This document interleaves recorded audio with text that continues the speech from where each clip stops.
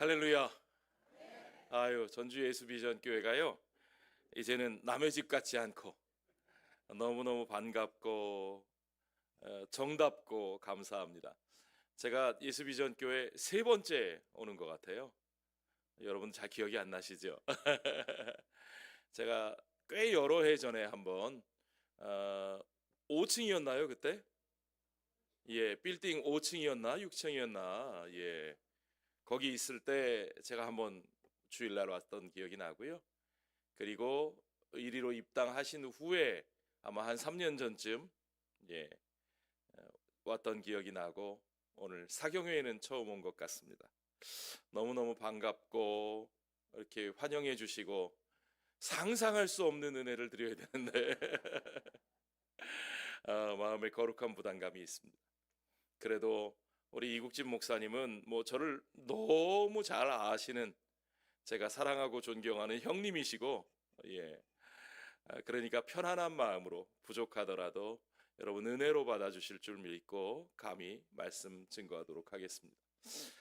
이국진 목사님하고 저하고 필라델피아에서 만난 지가 벌써 한 20년 돼 가는 것 같은데요. 목사님하고 저하고 미국 생활 시작한 지는 그보다 또 훨씬 더 전입니다. 목사님은 보스턴에서, 저 동부 북쪽의 보스턴에서 미국 생활을 시작하셨고, 저는 보스턴에서 95번 고속도로를 타고 내려오면 있는 뉴욕에서 저는 미국 생활을 처음 시작했습니다. 제가 뉴욕의 플러싱이라고 하는 곳에 주로 아시아에서 이민 온 초기 이민자들이 많이 사는 그런 지역에서 살았는데요. 제가 사역하던 교회가 거기 있었습니다. 그때 살던 집이 이렇게 생겼어요. 한번 보여주시죠. 그 사진 한번. 예, 저기 동그라미 안에 있는 집 보이시죠? 저렇게 한국은 연립주택이 이렇게 아래 위로 나눠 살잖아요. 그런데 미국은 이렇게 집들이 붙어 있는데 원래 저 아래 위가 한 집이에요. 무슨 말인지 아시겠죠? 예, 집들이 다 붙어 있는데 1, 2층을 원래 한 집이 쓰는 거예요. 그런데 뉴욕이 집값이 워낙 비싸요. 저희는 아래 위층을 같이 쓰지 못하고 저 아래 위층 집을 반으로 나눠서 아래층에는 다른 집이 살고 저희는 위층에만 살고 그랬어요. 저희는 그때 큰애 하나 이제 데리고 미국에 갔는데 저희 아직 젊었을 때죠. 그래서 2층에 방 2칸짜리에 세 식구가 살고 있었는데 저희 아래층은 방 한 칸, 방 하나, 거실 하나 있는 집인데 거기에 무려 몇 식구가 살았나? 7식구가 살았어요. 예. 요즘 그렇게 사시는 분 있으세요? 예. 7식구가 살았는데 남미에서 이민 오신 분이에요. 여자분은 에쿠아도르 출신이었나? 남자분은 또 남미의 다른 나라 출신이셨는데 이분들이 저희보다 훨씬 나이가 많은 줄 알고 늘 아줌마 아저씨 그렇게 저희끼리 불렀는데 알고 봤더니 저희보다 나이가 어려요. 그런데 아이가 몇 명? 5명. 어떻게 5이냐? 큰 딸 하나 있고요. 둘째 아들 쌍둥이, 셋째 딸 쌍둥이. 그래서 아이가 5명. 아이 5명인 이 남미 분들이 아래층에, 예, 계속 보여주세요. 아래층에 방 한 칸짜리 집에 사셨어요. 그런데 저 집이 저래 보여도 앞쪽은 길이고 뒤쪽은 뒷마당이 있었어요. 조그맣게 뒷마당, 미국 사람들이 백야드라고 부르는 뒷마당이 있는데 그 백야드는 저희는 못 써요. 저희는 2층이니까 저희하고는 상관없고 아래층 사람들만 이렇게 쓰는 그런 백야드가 있었는데 이분들이요, 토요일이면 늘 그 작은 집에서 어머니, 아버지, 삼촌, 누나, 동생 막 친척들 불러 모아가지고 파티를 합니다. 백야드에서 고기를 굽고요. 그 고기 어떤 고기냐면 아르헨티나식 바베큐, 목사님 아시죠? 아사도라고. 예, 그거 이렇게 소고기 큰 덩어리 가지고 막 굵은 소금 뿌려가면서 막 굽는 그 남미식 바베큐가 있는데요. 이분들이 주급을 받습니다. 한국 분들은 월급을 받잖아요. 미국의 저임금 노동자들은 주급을 받습니다. 주급을 언제 받느냐? 금요일 날 받아요. 금요일 날 마트에 가서 장을 잔뜩 봐옵니다. 차 트렁크에 가득 차게 장을 봐옵니다. 그러면 토요일 날마다 파티를 해요. 그 뒤에 조그만 뒷마당에서 그 집 식구만 해도 7명인데 거기 뭐 아버지 어머니 아까 말씀드렸잖아요. 삼촌 뭐 이모 누나 동생 해가면서 잔뜩 와가지고 남미 라틴 음악 아시죠? 예, 뭐 하는 라틴 음악을 틀어놓고 춤을 추면서 고기를 구우면서 저녁마다 토요일마다 파티를 합니다. 그리고요, 놀라운 건 그러고 나면 그 금요일 날 받은 주급이 그 주말에 다 없어집니다. 자, 그렇게 사시는데 문제는 이분들은 주말이 그렇게 노는 날, 신나는 날인데 다음 날이 휴일이니까 저는 목사잖아요. 저는 그 다음 날이 대목이에요. 그죠? 예, 아시죠? 이거 저는 토요일 날 준비할 게 많고 토요일 날 일찍 자야 돼요. 잘 자야 돼요. 그래야 하루 종일 사역할 수 있어요. 설교도 하고. 그런데 밑에 뒷마당에서 막 음악 틀어놓고 냄새 고기 냄새 막 올라오는데 이게 잠이 오겠어요? 예, 견딜 수가 없는 거죠. 하도 너무 매주 그러길래 제가 그 아랫집 아저씨한테 물어봤어요. 너네는 왜 그렇게 매주 잔치니? 왜 맨날 파티를 하니? 그랬더니 매주 그렇게 축하할 일이 많대요.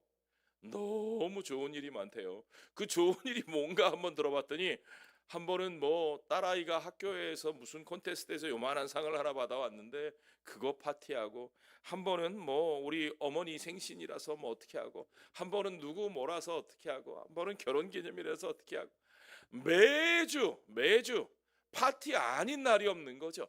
잔치 안 할 이유가 없는 겁니다. 매주 잔치예요. 너무너무 신나게 해서 합니다.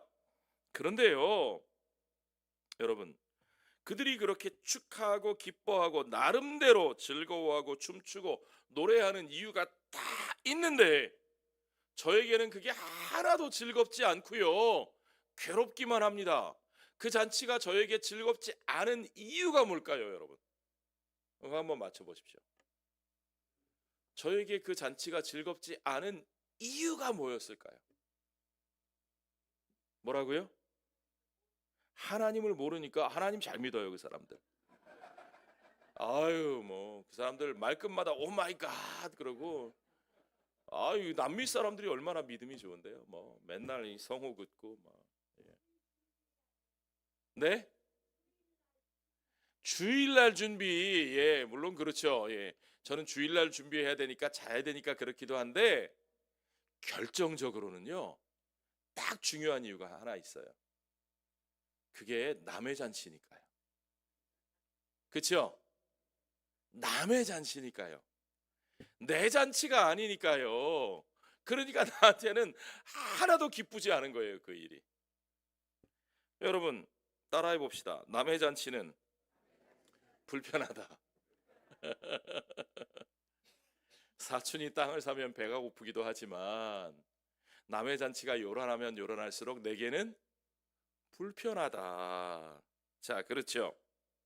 근데요, 여러분, 오늘 제가 여러분들하고 누가복음 얘기를 하려고 합니다.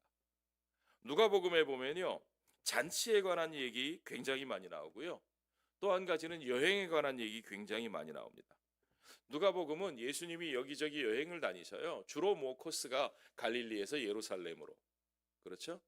예, 예루살렘으로 가는 여정 가운데서. 그런데 그 여정 가운데서 만나는 사람들과 예수님이 제일 많이 하시는 일이 뭐냐? 물론 치유도 해주시고 하나님 나라의 복음도 가르치셨지만 주로 예수님이 하셨던 일은 뭐냐면 식탁에 둘러앉아서 먹고 마시는 잔치를 벌이셨어요. 자, 그 잔치를 벌이시기도 많이 하셨고 잔치에 대한 얘기도 많이 하셨어요. 예수님의 비유에도 잔치 얘기가 얼마나 많이 나오는지 몰라요. 예수님, 저희 딸아이가 미국에서 지금 이제 대학원을 다니는데요. 미국에서 자랐으니까요. 그 아이들이 잘 쓰는 표현으로 저 학교는 파티 스쿨이야. 쟤는 파티걸이야. 그런 말을 합니다. 미국 아이들이. 맨날 먹고 파티하는 거 좋아하는 학교 분위기고, 쟤는 맨날 그 파티마다 안 빠지고 쫓아다니는 애야. 왜 그런 애들이 있잖아요. 그렇죠? 공감을 못 하시는. 여러분들은 파티 안 쫓아다니시는. 그런데요, 아마 요즘 예수님이 이 모습대로 우리 앞에 서셨으면 아마 우리가 예수님을 향해서 아이고 저 파티보이 그랬을지도 몰라요. 예수님은 잔치를 좋아하셨어요. 또 예수님의 제자들, 예수님을 초대하는 사람들, 예수님과 만나는 사람들은 잔치를 벌였어요. 예. 14장에서도 예수님이 큰 잔치의 비유를 통해서 하나님 나라에 대해서 말씀하셨습니다. 근데 15장에 오면요, 예수님이 세 가지 비유를 통해서 하나님 나라에 대해서 설명하시는데, 그 하나님 나라에 대한 이야기를 하실 때마다 예수님은 잔치에 대해서 이야기를 하셨다는 거죠. 자, 보세요. 오늘 다 읽지는 않았는데 누가복음 15장에 나오는 세 가지 비유가 뭐가 있냐면, 여러분 잘 아시는 잃은 양을 찾은 목자의 비유. 잃어버린 양 한 마리를 찾기 위해 99마리 놔두고 찾아다닌 목자 기억나시죠? 예. 잃은 양을 찾은 목자의 비유. 또 하나는요, 잃은 드라크마를 찾은 여인의 비유. 마지막 하나가 뭔지 아세요? 누가복음 15장에 나오는 잔치 얘기 중에 마지막, 잃어버린 아들을 찾은 누구의 비유? 아버지의 비유. 어떤 사람들은 이걸 탕자의 비유 그래요. 그런데 저는 여기에 초점은 탕자, 아들에 있는 것이 아니라 그 아들을 받아주시고 잔치하시는 누구요? 아버지에게 있다. 그래서 잃은 아들을 찾은 아버지의 비유라고 말씀드리고 싶어요. 이 세 가지 비유의 공통점은 뭐냐? 이 모든 비유들이 다 그 결말이 잔치로 이어진다는 거예요. 잔치. 예. 양을 찾았으니까, 잃은 양을 찾았으니까 뭐래요? 잔치를 하고, 잃어버린 드라크마를 찾았으니까 뭐래요? 잔치를 하고. 예. 목사님이 저기 반응 잘하라 그러시던데. 잃어버린 아들을 찾았으니까 뭐래요? 잔치를 하고. 그렇죠. 예. 그게 공통점이에요. 그 중에 오늘 시간이 부족해서 저한테 3일을 다 맡겨주셨으면 하루에 하나씩 했을 텐데, 오늘 하루만 해야 되니까 두 가지만 제가 좀 말씀을 드릴게요.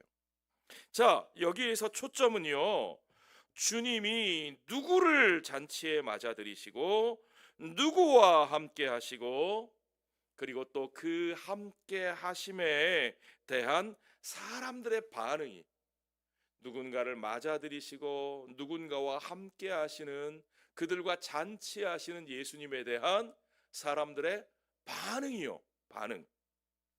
누가는 그 반응에 대해서 우리에게 잘 그려 보여주고 있어요.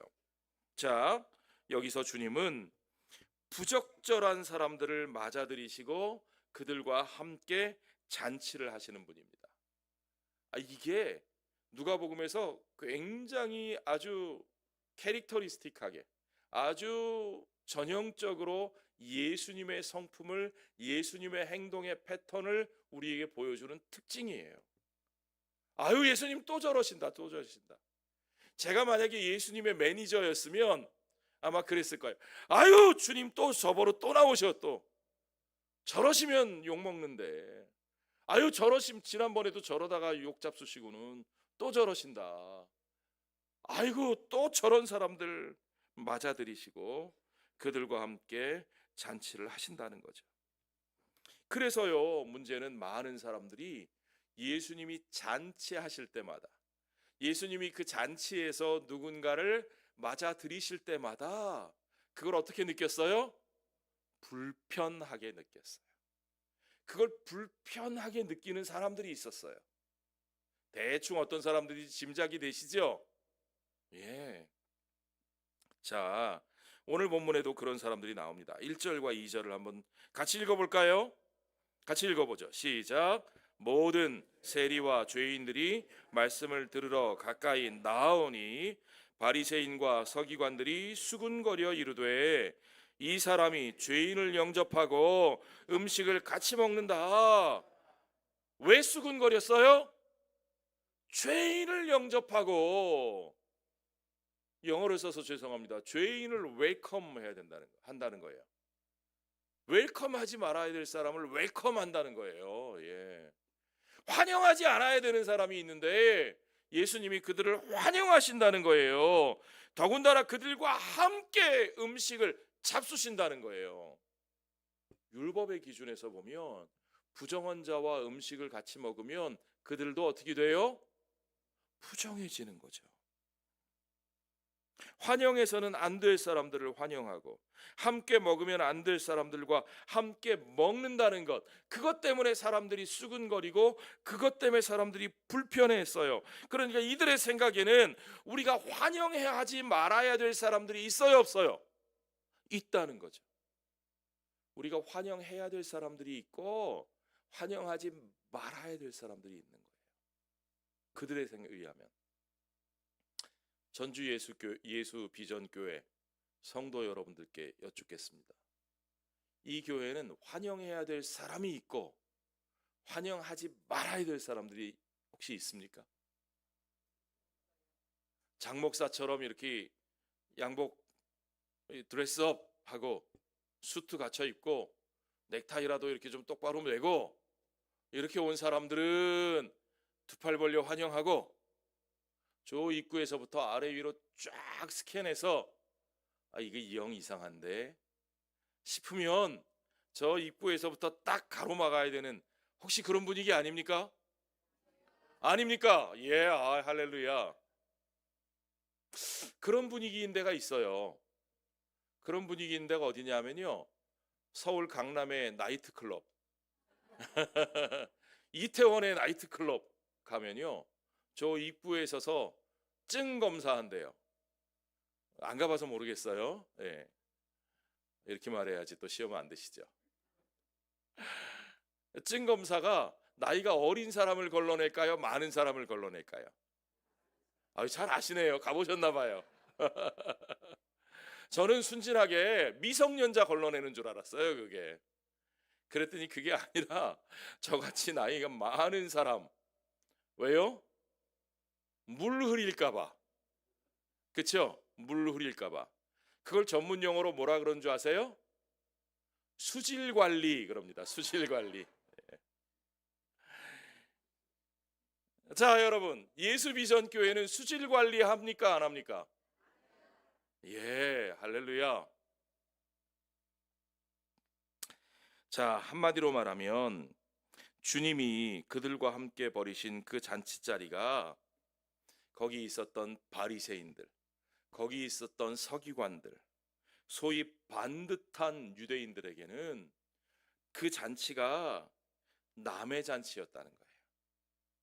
제가 저희 아랫집 사람들 잔치가 남의 잔치라서 불편했던 것처럼 그들에게는 이 잔치가 자기들의 잔치가 아니라 남의 잔치로, 주님의 잔치가 남의 잔치로 여겨졌기 때문에 그래서 그것이 불편할 수밖에 없었다는 거죠. 자, 여러분, 주님은 그런 사람들에게, 그런 바리새인들, 그런 서기관들에게 세 가지 이야기를 들려주시는 거예요. 여러분, 복음서에 나오는 예수님의 비유를 읽으실 때는요, 항상 지금 이 비유가 누구에게 어떤 의도로 말씀하시는 것인가, 그 맥락을 여러분들이 잘 보셔야 되거든요. 바로 이런 맥락에서 그런 사람들에게 주님이 이 말씀을 하셨다는 거죠. 이야기의 핵심은 이겁니다. 이건 마땅히 우리가 기뻐하고 즐거울 일이야. 그들을 환영하고 그들과 함께 먹고 마시는 이 잔치자리는 너희들이 말하는 것처럼 불편한 것이 아니라 우리가 마땅히 기뻐하고 즐거워할 일이다. 왜냐? 우리가 축하해야 될 이유는 이거야.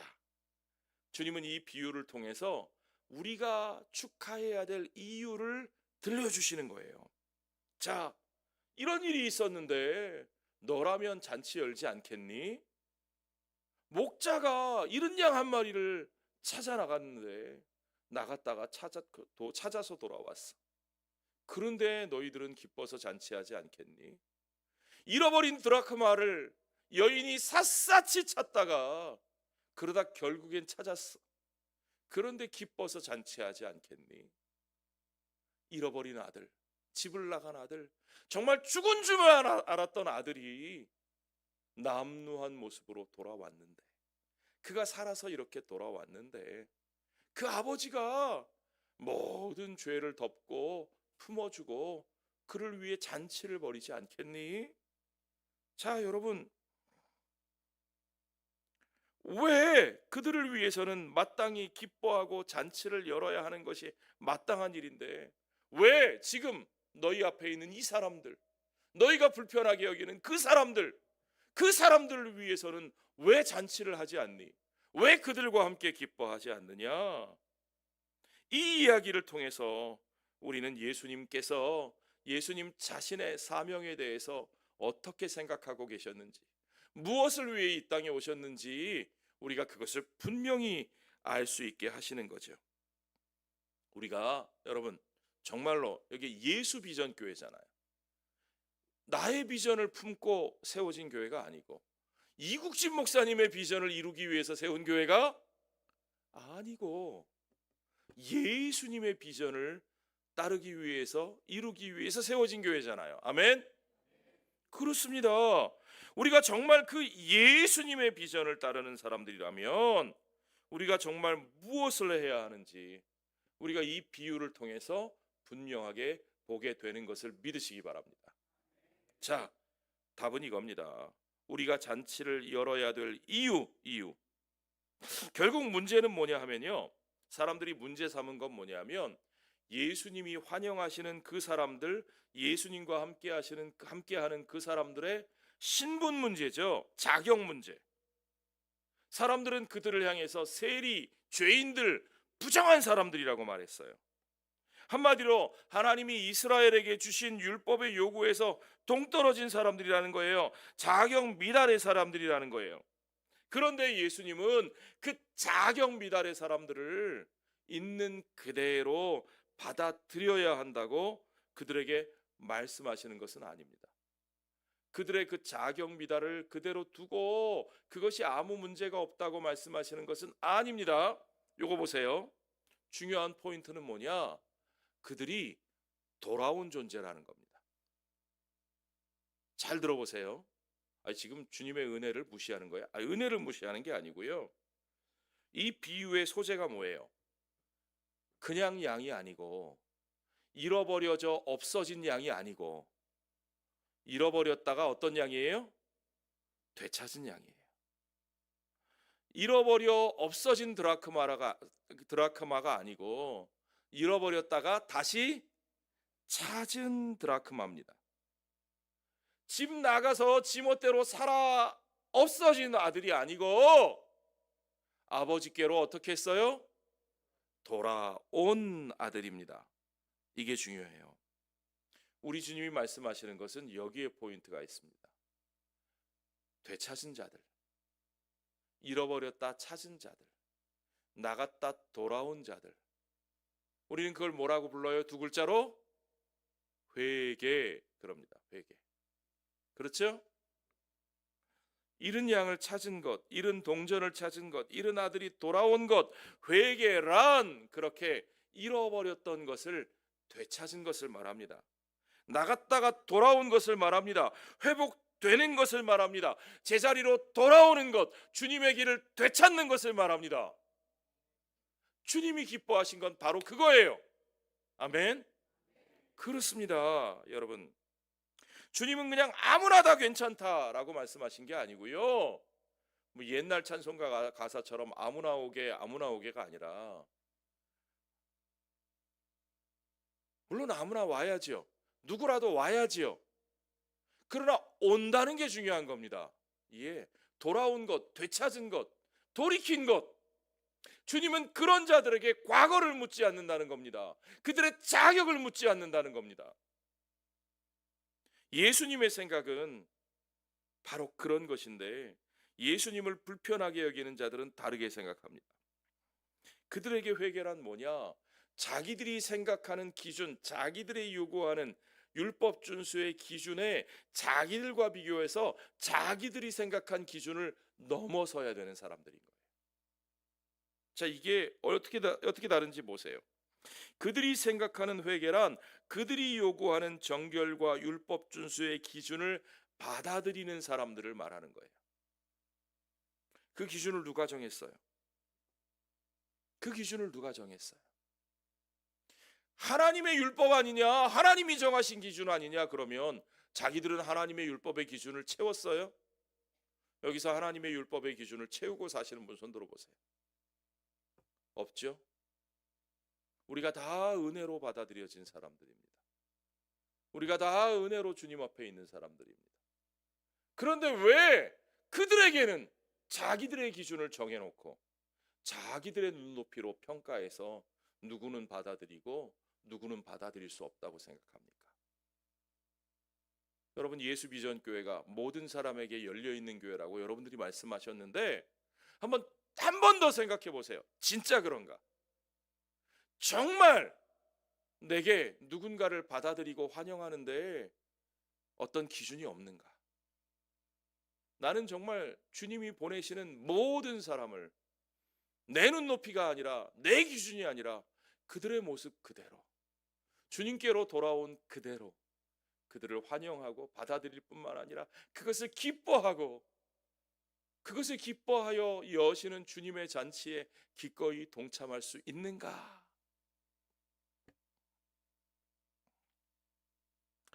그들은 자기들의 기준을 받아들이지 않는 사람들은 그들의 공동체에서 배제하는 겁니다. 몰아내는 겁니다. 그 기준을 누가 정했다고요? 하나님이 정했다고 말하시면 안 돼요. 그건 자기들이 정한 거예요. 예수님께 있어서 참된 회개는 잘못된 길을 가던 그 죄인이 그들의 길에서 돌이켜 예수님의 길, 하나님 나라의 길을 따르는 것입니다. 그 길이 시작되는 첫걸음은 그들이 주님 앞으로 돌아오는 거예요. 우리가 그 주님의 길을 따르게 하기 위해서 그들에게 해야 될 일은 돌아오는 그들을 맞아들이는 겁니다. 돌아오는 그들을 입구에서 세워놓고 자격검사하고 스캔하는 게 아니라, 여러분, 예수비전교회 새가족부, 예수비전교회 안내위원들은 사람을 스캔하지 않으실 줄로 믿습니다. 어떤 교회는 앞으로 스캔하고 뒤로 뒷조사하더라고요. 제가 이민 목회하면서 그런 분들 많이 봤어요. 왜 그러시냐 그랬더니 교회 물이 흐려지면 안 된대요. 어떤 분들은 또 거꾸로 교회 공동체를 찾을 때 한국에 오니까 교회 쇼핑을 다니면서 자기들이 교회 수질 검사를 해요. 와서 예배당 분위기 싹 보고 사람들이 명품을 얼마나 입었나, 이 사람들 수준이 어떻게 돼 보이나, 수질 검사를 먼저 하는 거죠. 맛보기. 목사님 메시지는 둘째 쳐놓고 와서 분위기가 이게 레떼루가 나오고 안 맞는 것 같으면 싹 돌아서 떠나는 겁니다. 자, 여러분, 그들이 그 길에서 돌이켜 맞아들여질 때 그들은 예수 그리스도의 길, 하나님 나라의 길을 살기 시작할 수 있습니다. 주님은 그 자체를 기뻐하십니다. 그들이 전에 어떤 사람이었는지, 그들이 전에 어떤 죄를 지었는지 그거 중요하지 않습니다. 중요한 것은 그들이 돌이켜 지금 주님께로 나아왔다는 거죠. 아멘. 주님의 메시지는 처음부터 그것을 위한 것이었습니다. 그리고 지금 죄인들이 주님과 함께 있습니다. 아니, 그들이 주님께로 돌아와 새로운 삶을 살겠다는데 이것이 어떻게 기쁘지 않을 수 있겠습니까? 주님은 그것이 왜 아니 기쁘겠냐는 거예요. 마땅히 잔치할 일이라는 거예요. 마땅히 탕자의 아버지가 모든 것을 허비하여 다 내어주고 잔치를 벌여도 아깝지 않은 것처럼, 그래서 팀 켈러 목사님은 그 탕자의 아버지를 탕부 아들만 탕자가 아니라 아버지가 탕부, 프로디갈 선이 아니라 프로디갈 파더라고. 예, 저는 그것을 허비하시는 하나님, 그 한 영혼이 돌아오는 것을 기뻐하셔서 그 영혼을 위하여 모든 것을 아끼지 아니하고 아낌없이 내어주실 수 있는 하나님, 그것이 우리 하나님의 은혜인 줄 믿습니다. 그것이 저와 여러분을 향한 우리 하나님의 마음입니다. 이 회개를 기뻐하지 않는 사람들의 눈은 여전히 그들이 어떤 사람들이었는지에 꽂혀 있습니다. 그들의 모습과 자신들의 모습을 비교합니다. 그리고 그들에게 있어서 세상 사람은 결국 딱 두 종류죠. 하나는 자기들이 생각할 때 회개해도 소용없는 자격 없는 죄인들, 또 하나는 자기들 같이 이미 회개할 필요가 없는 의인들. 세상에 두 종류의 사람들만 있는 것처럼 보여요. 그러니까 이 두 종류의 사람은 문제는 결코 함께 할 수 없는 거예요. 결코 하나가 될 수 없는 거죠. 이게 중요한 거예요. 그들은 영원히 남남입니다.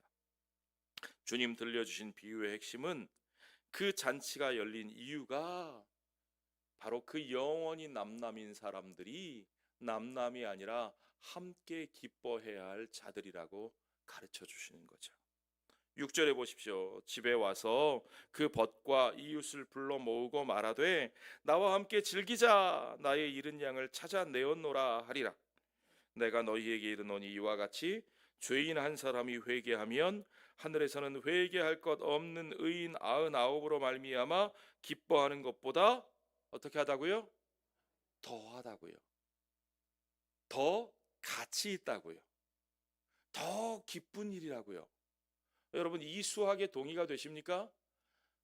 회개할 것 없는 의인 99보다 한 사람의 회개한 죄인이 더 가치 있다. 여러분의 교회에서 만약에 여러분 우리 어릴 때 무슨 게임할 때 가위바위보 해가지고 이렇게 우리 편 이렇게 서로 편 가르기 해보셨죠? 가위바위보에서 이긴 사람이 누구 고르고 해서 이렇게 편 나누는 거.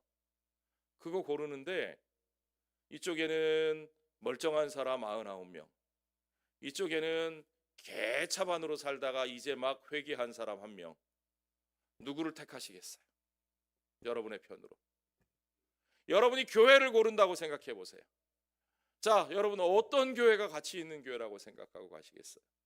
이쪽에는 그럴듯하고 반듯하고 멀쩡한 사람 99명, 이쪽에는 정말 남루하고 초췌하게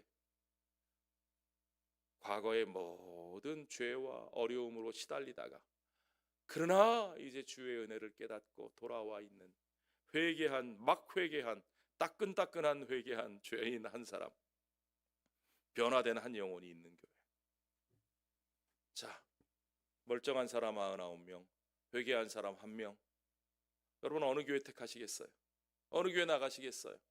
우리 교회가 어떤 교회였으면 좋겠어요? 당연하죠.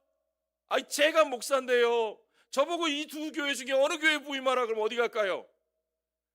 99명 있는 교회 가고 싶지. 그래야 저도 사례비도 받고, 그래야 저도 조직교회 당회장도 하고, 그러지 않겠어요? 그래야 뭔가 하고 싶은 일도 할 수 있을 것 같고. 그런데요, 하늘에서는 어떻다고요? 하늘에서는 어떤 것이 더 가치 있다고요? 예, 여러분, 이게 하나님 나라의 수학입니다. 아멘. 여러분, 이 수학에 동의가 되세요? 이 수학에 동의가 돼야 하나님 나라의 가치관이 우리에게 박혀 있는 거예요. 근데 이 수학에 동의하는 게 쉽지 않아요, 여러분. 우리에게는 진짜 어떤 게 더 큰 기쁨이 되겠냐고요. 우리는 정말 어떤 걸 더 좋아하며 선호하며 선택하며 살겠냐고요. 우리는 진짜로 죄인 한 사람이 돌아오는 걸 멀쩡해 보이는 그 99 사람들보다 더 소중하게 여기고 가치 있게 여기고 그를 귀하게 품으며 그와 함께 걸어가는 길을 걸어갈 수 있겠냐고요. 우리는 어디다 더 가치를 두고 살고 있습니까? 우리는 정말로 하나님 나라의 가치를 따라 살고 있습니까, 여러분? 자, 오늘의 이야기의 결론은 이겁니다. 하나님 나라의 가치. 하나님 나라의 가치는 무엇이고 우리는 정말 그 가치를 따라 선택하며 살고 있는가? 우리의 믿음은 우리가 무엇에 더 가치를 두고 있는가로 드러나게 됩니다.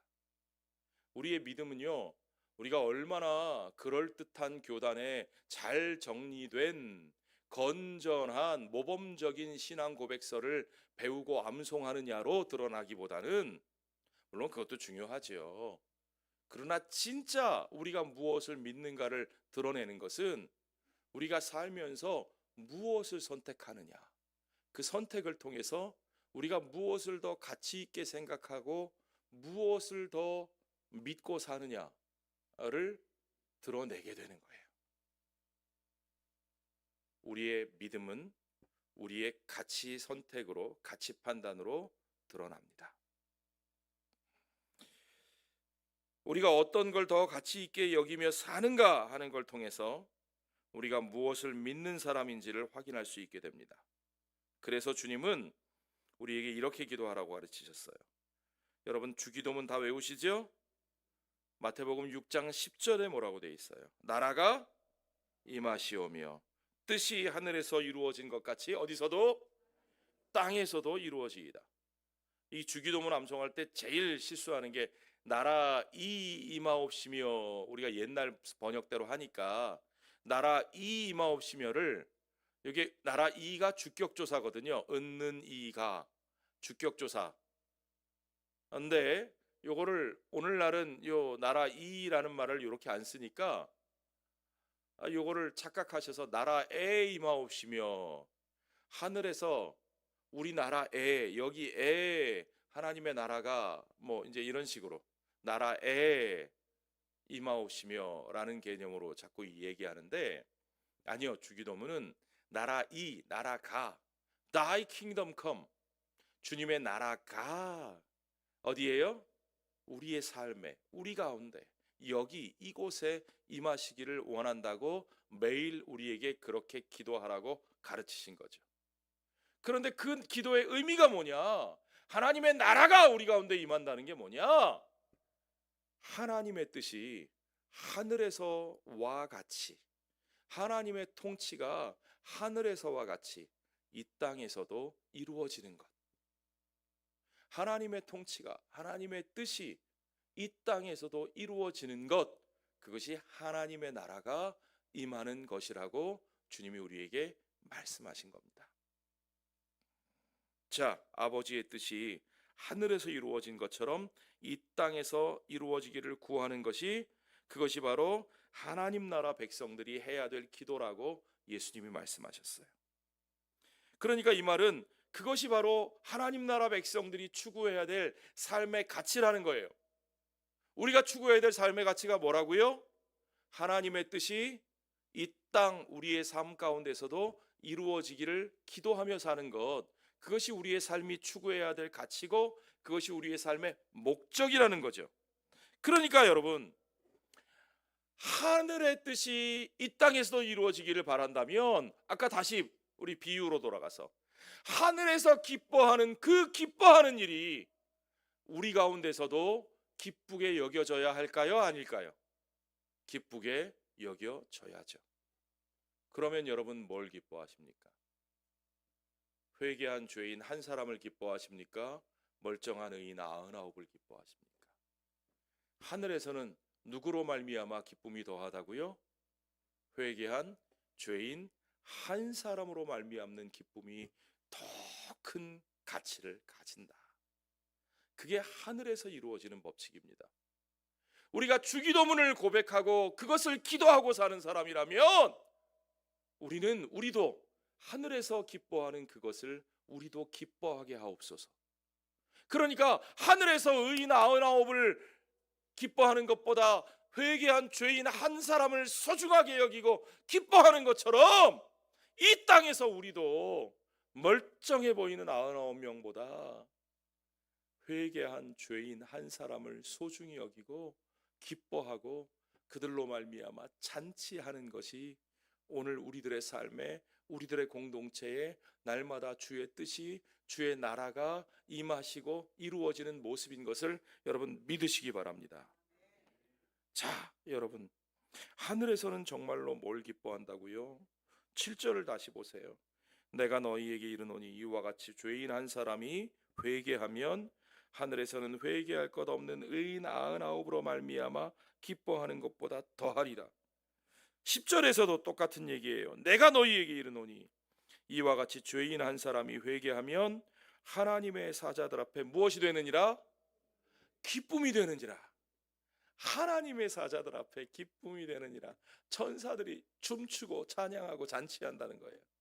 하나님 앞에서. 자, 여러분, 우리가 알아야 할 것은 바로 이겁니다. 잃어버린 하나의 가치. 왜 그렇게 죄인 한 사람의 회개가 중요한가? 왜 그렇게 잃어버린 하나가 가치 있는가? 하나님이 수학을 잘 못하셔서요? 하나님이 계산을 잘 못하셔서요? 잃었던 한 사람, 한 생명, 한 인생이 돌이켜서 하나님 나라의 백성으로 거듭나고 변화되는 것, 그것만큼 가치 있는 것이 하나님께는 없다는 겁니다. 그래서 여러분 늘 맨날 그 얘기 하시죠. 한 영혼이 무엇보다 귀하다? 천하보다 귀하다. 다 아시잖아요. 말로는 다 아시잖아요. 근데 여러분 천하하고 한 영혼 바꾸시겠어요? 요즘 세상은요, 천하하고 한 영혼을 바꾸기는커녕 돈 몇만 원 때문에 사람을 찔러 죽이는, 그까진 몇 억 때문에 부모 자식 간에 살인이 나는 그런 시대잖아요. 그까진 몇 억, 제가 그러니까 제가 몇 억 있는 것 같이 생각하시면 안 돼요.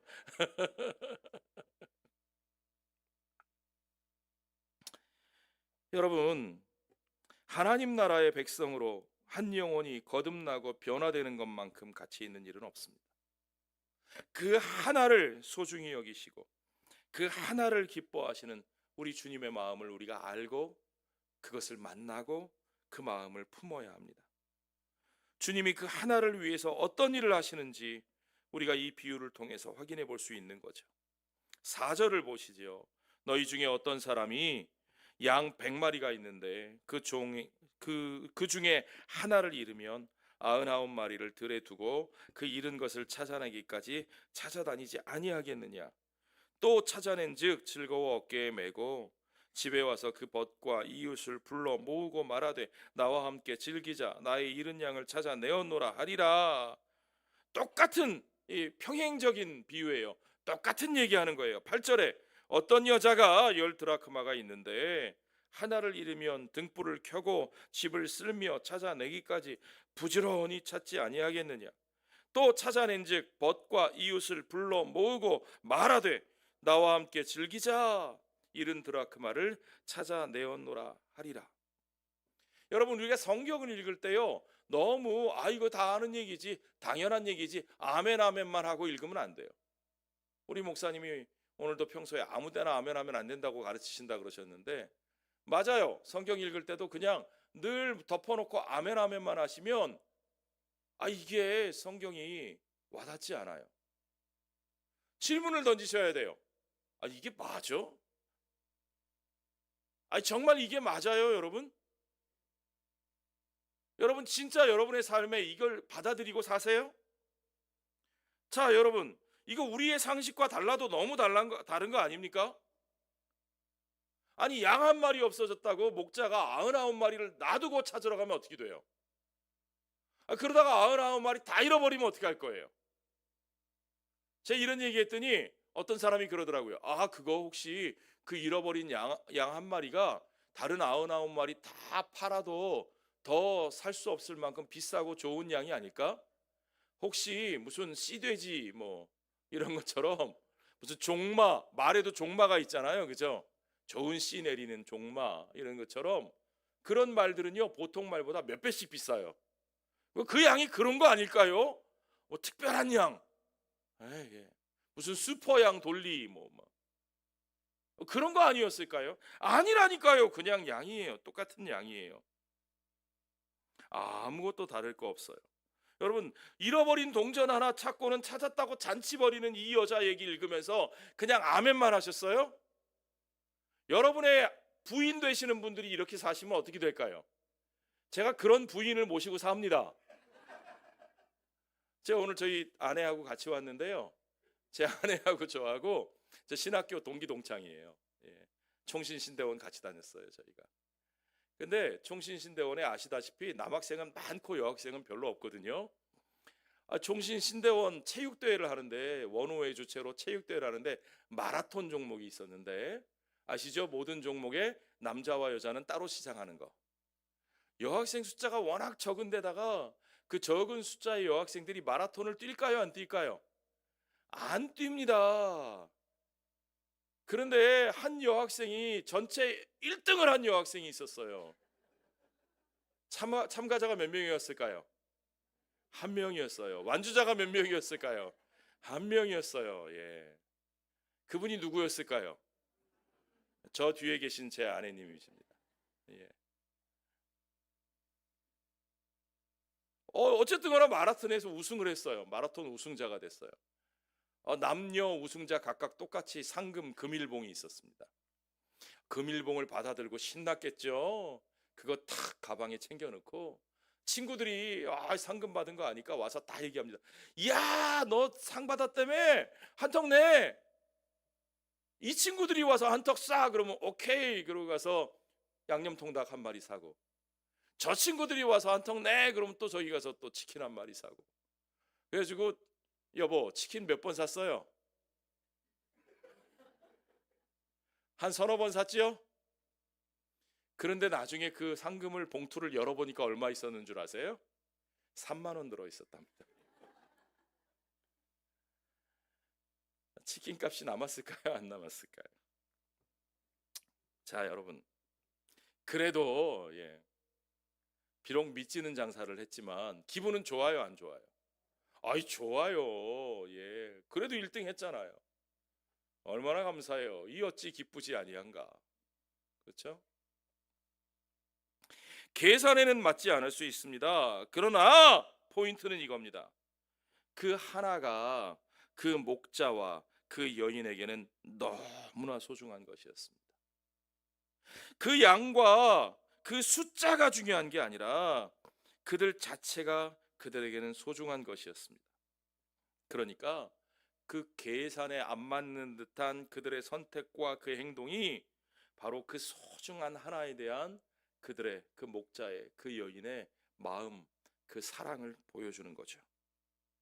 자, 그 소중한 것 하나를 잃었다가 되찾았을 때 잔치를 벌이는 것은 너무나 당연한 일이라는 겁니다.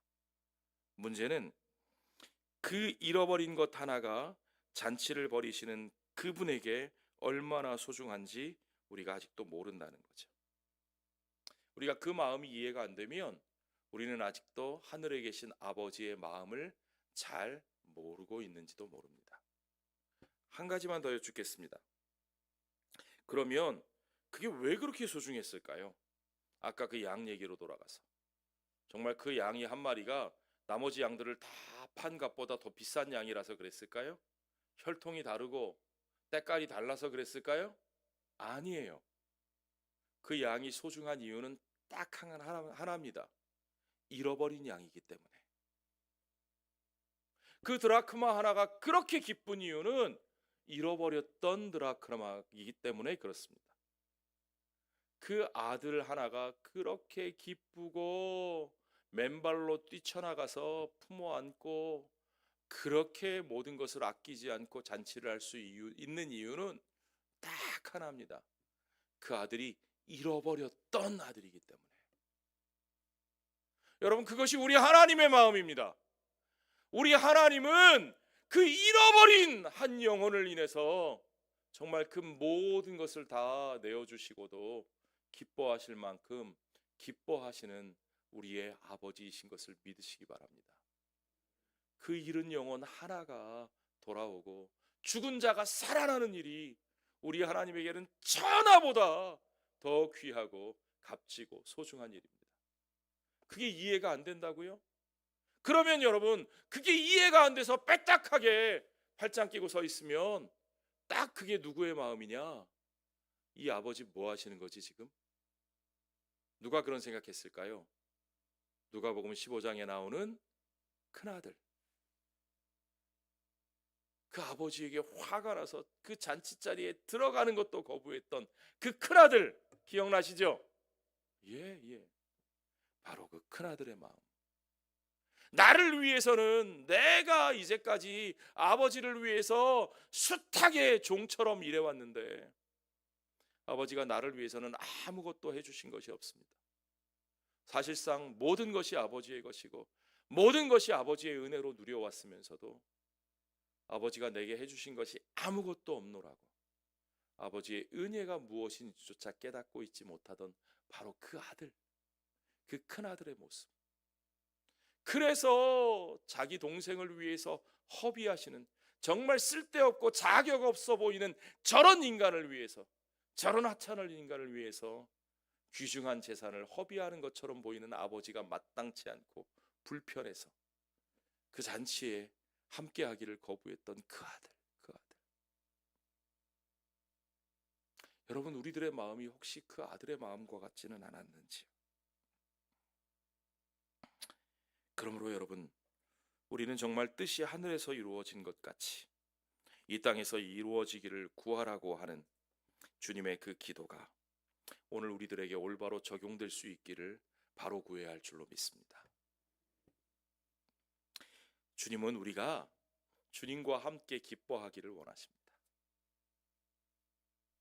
예수 비전 교회는요, 예수님의 비전을 품고 예수님의 마음을 품고 그래서 날마다 예수님처럼 잔치하는 교회가 되어야 할 줄로 믿습니다.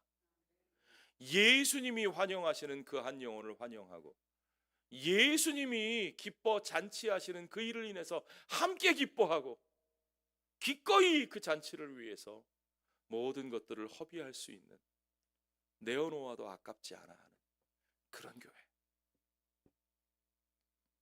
하나님의 나라는 한마디로 주님과 함께하는 삶입니다. 주님이 기뻐하시는 그것을 우리도 기뻐하고 주님이 가치 있게 여기시는 그것을 가치 있게 여기시면서 주님이 가시는 그 길을 따라 그분과 함께 가는 겁니다. 그분은 스스로 그럴듯한 사람으로 여기고 남들보다 더 나은 사람으로 포장할 줄 아는 멀쩡해 보이는 사람들의 수많은 무리, 더 많은 사람들을 모으기를 원하시는 것이 아니라 정말 잃어버린 한 생명이 돌아오는 것을 기뻐하십니다. 우리 주님은요, 투자 대비 효용같이 그런 거 계산하시는 분이 아닙니다. 요즘 분들은 너무 다 투자를 잘해가지고요, 요즘은 뭐 젊은 직장인들 1억 모으기 한대요. 1억만 모으면, 저 같으면 저희들 세대는요, 야 1억 모으면 정기예금을 어떻게 들고 어떻게 뭐 전세 자금을 마련하고 뭐 이런 정도 생각했을 텐데 요즘 젊은이들은 1억을 모으면 주식을 어떻게 투자하고 주식 투자하고 여유 자금이 생기면 뭐 가상화폐에 어떻게 투자하고 뭐 수익률이 어떻고 투자에 얼마나 밝은지 몰라요, 요즘 사람들은. 그런데요, 여러분, 우리 주님은 여러분들을 바라보실 때 투자 대비 효용 가치를 따지시는 분이 아니신 것을 믿으시기 바랍니다. 주님은 오직 저와 여러분, 이 땅에 잃어버린 한 영혼, 그들의 존재 자체를 사랑하시고 그 가치를 소중히 여기시는 분이심을 믿으시기 바랍니다. 그리고 주님은 그 잃은 것 하나를 위해 정말 모든 걸 내던지셨습니다. 정말 그 죄인을 위해서 주님은 그의 생명까지 아끼지 아니하시고 끝까지 모든 것을 다 내어주셨습니다. 그것이 십자가가 우리에게 증거하는 주님의 사랑이죠. 주님은 그 한 영혼을 얻으셨을 때 정말 모든 것을 아끼지 않고 잔치를 벌이시는 분입니다. 그래서 교회는 날마다 그것을 기뻐하고 잔치하는 공동체여야 돼요. 할렐루야. 제가 예수비전교회 처음 와볼 때요, 5층에 있을 때 그때 제가 느낀 첫인상은 뭐였냐면, 와, 이 교회는 즐겁다. 그때 뭐 공간도 좁았잖아요, 그렇죠? 그런데 딱 오니까 막 왁자지껄하고요. 막 그때 이게 미국에서 이렇게 푸스발이라고 부르는데 우리는 이렇게 축구하는 게임기 있어요. 이렇게 손으로 양쪽에 잡고 이렇게 이국진 목사님 그거 잘하세요.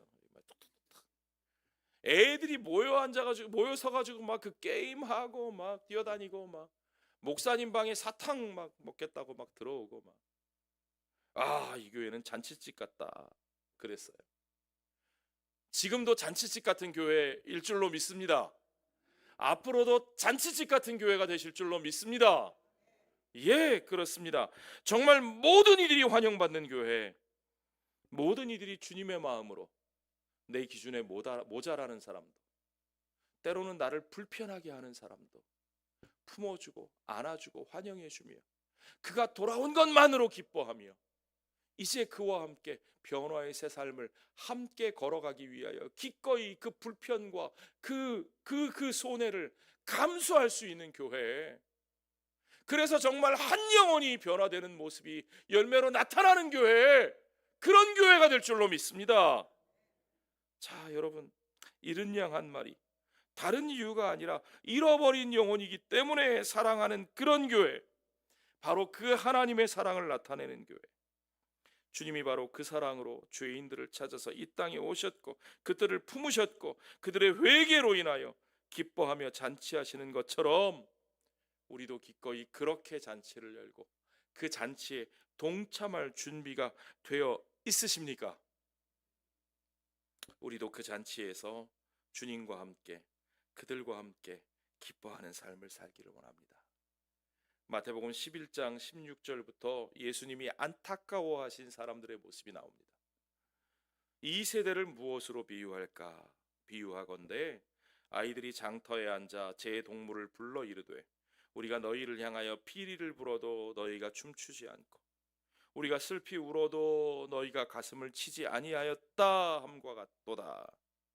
도무지 공감할 줄 모르는 사람들의 아픔과 공감할 줄 모르고 사람들의 기쁨도 같이 기뻐해 줄 줄 모르고 피리를 불어도 춤추지 않고 눈물을 흘리는 사람이 있어도 같이 울어줄 줄 모르는, 그것이 예수님이 한탄하신 2세대 사람들의 완악함이죠. 자, 하나님 나라 백성은 어때야 합니까? 로마서 12장 15절 말씀에 같이 읽어볼까요? 시작. 즐거워하는 자들과 함께 즐거워하고 우는 자들과 함께 울라. 이 말씀이 얼마나 다행인지 몰라요. 우는 자들에게 너희가 눈물을 닦아주고 너희가 그들의 우는 이유를 해결해줘라, 그랬으면 어떻게 할 뻔했어요. 저는 그럴 능력이 없어요. 여러분은 모르겠어요. 우리 육진 목사님 모르겠어요. 저는 그럴 능력이 없어요.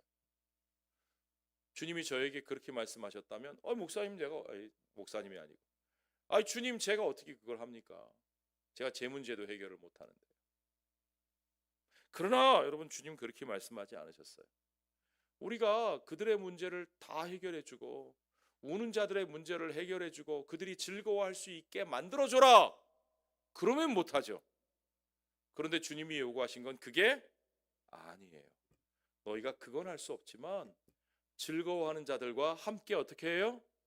즐거워하고 우는 자들과 함께 어떻게 해요? 울어라. 그건 할 수 있어요, 없어요? 할 수 있어요.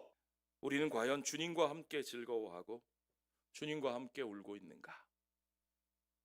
저희 교회에서 자주 부르는 찬송 중에 아버지 당신의 마음이 있는 곳에 나의 마음이 있기를 바랍니다. 당신의 눈물이 있는 그곳에 나의 눈물도 있기를 원합니다. 늘 찬송하는데 우리가 정말 그렇게 주님과 함께 기뻐하고 주님과 함께 눈물을 흘리고 주님의 마음을 품고 우리의 이웃들과 영혼들을 바라보고 있었는가? 지금 나의 삶은 누구와 함께 즐거워하고 누구와 함께 울고 있는가? 그저 내가 편하지 않은 것, 내가 불편한 것은 멀리하고 밀어내고 나의 바운더리 치고 그저 내가 편한 왕국을 만들어가는 것이, 그것이 우리에게 형통이고 우리 교회가 부흥하는 것이라고 착각하며 살고 있지는 않았는가?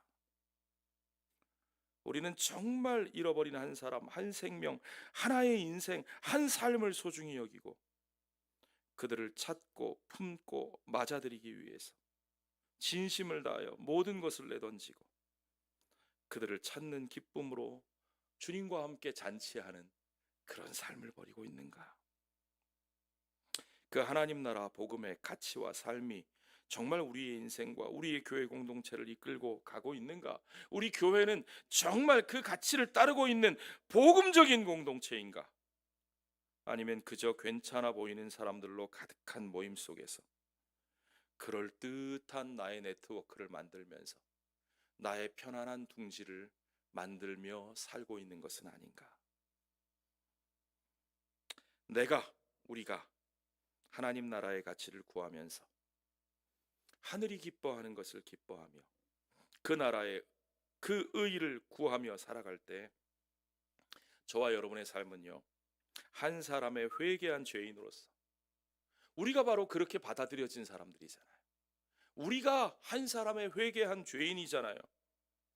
우리는 이제 우리 교회 공동체는 우리 자신들이 주님의 기쁨이 되고 하늘에서는 저와 여러분의 삶의 열매로 인하여 정말 천사들이 하나님 앞에 기뻐하는 놀라운 잔치가 벌어질 줄로 믿습니다.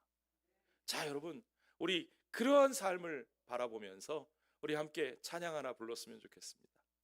나 주님의 기쁨 되기 원하네.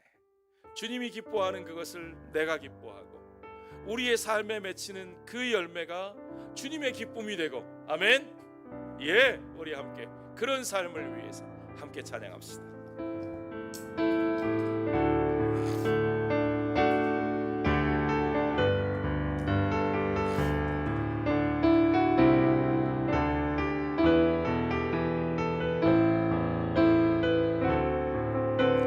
나 주님의 기쁨 되기 원하네. 나 주님의 기쁨 되기 원하네. 내 마음을 새롭게 하소서. 새 무대가 되게 하여 주사. 주님의 빛 비추게 하소서. 내가 원하는 한 가지 주님의 기쁨이 되는 것. 내가 원하는 한 가지 주님의 기쁨이 되는 것. 겸손히 내 마음 드립니다. 겸손히 내 마음 드립니다. 나의 모든 것 받으소서. 나의 맘 깨끗게 씻어주사. 주의 길로 행하게 하소서. 내가 원하는 한 가지. 내가 원하는 한 가지 주님의 기쁨이 되는 것. 내가 원하는 한 가지 주님의 기쁨이 되는 것. 우리 두 손을 가슴에 모으고 한번